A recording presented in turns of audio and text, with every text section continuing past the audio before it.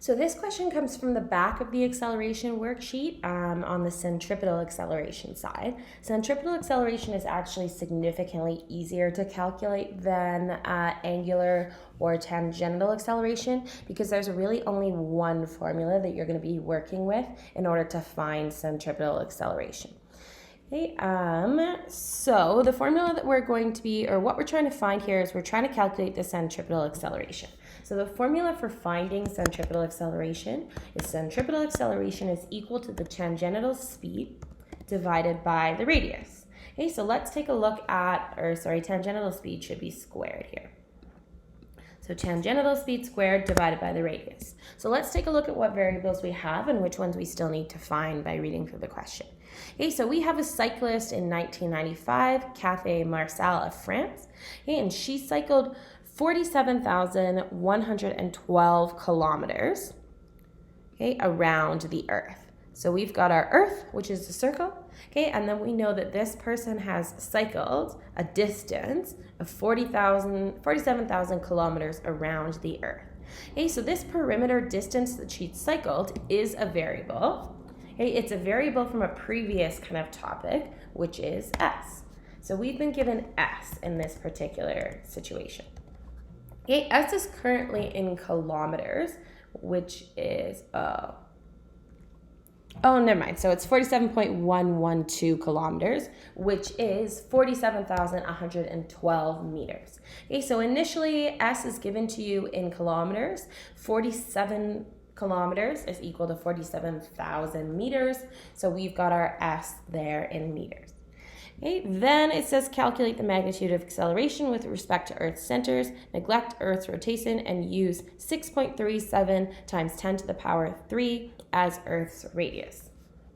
Okay, so we've got another variable there, which is radius is equal to 6.37 times 10 to the power of 3 kilometers. Okay, so again, we need to convert that to meters by multiplying by 1,000. So we end up with 6.37 times 10 to the power of 6 meters. Okay, now we've got the radius, but we don't have the tangential speed. So the first thing we need to do is find a formula that's going to give us tangential speed.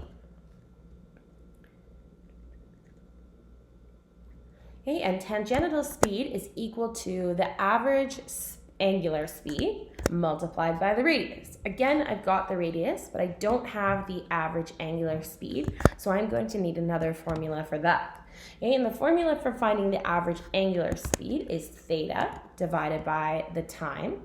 Okay, I do have the amount of time that she completed this distance over, which is 1 hour or 3,600 seconds.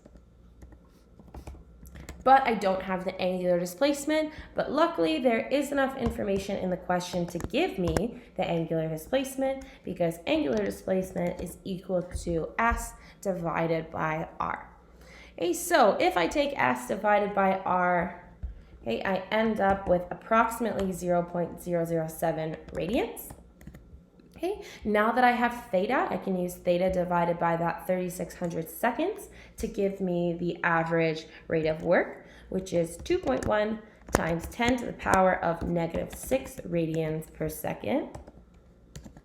If I can move that down.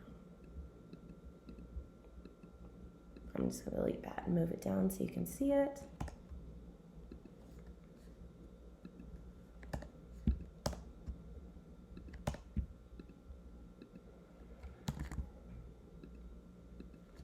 So work is equal to, or speed is equal to 2.1 times 10 to the power of -6 radians per second. Right, now that I've calculated the average speed, I can multiply it by my radius to give me my tangential speed, which is approximately 13.09 meters per second. Okay, and now that I've got the tangential speed, I can square that number and divide it by the radius again to give me my centripetal acceleration, which is going to end up being equal to 2.69 times 10 to the power of -5.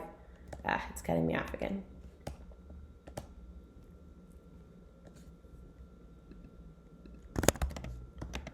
(2.69) times 10 to the power of -5 meters per second squared. Okay, so again, this is just like in previous units where you want to start by figuring out your variables, okay, and then also figuring out what is the formula that you've been given to solve for the variable that you're asking for. So they're asking for centripetal acceleration, and the only formula for centripetal acceleration is the tangential speed squared divided by radius. Okay, I have one of those variables, but I need to find the other. So then I look up the formula for tangential speed, which is the average angular speed times the radius. Again, I've got one of those variables, but I still need to find the other. Okay, I can find the angular speed by taking the theta, or the angular displacement, divided by time, and I can find angular displacement by dividing s over r. So sometimes it helps to draw out that situation, because I feel like it was tricky to know that this distance being given was s unless you really drew out what was happening and figured out what variables you've been given.